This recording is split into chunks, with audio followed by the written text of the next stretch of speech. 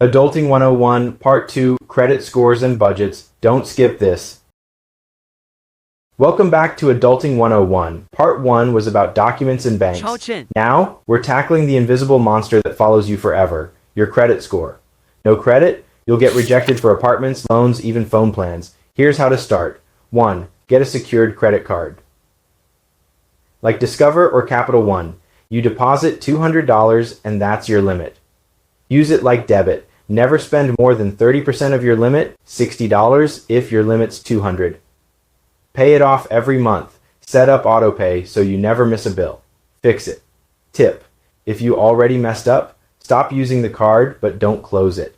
Time heals credit wounds. Budgeting isn't about restriction. It's about control. Try the 50-30-20 rule. 50% needs, rent, groceries, bills.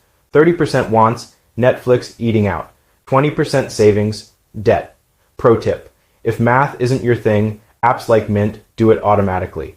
Fix it. Tip: if you're overspending, cut one want this week. Yes, even that Starbucks run.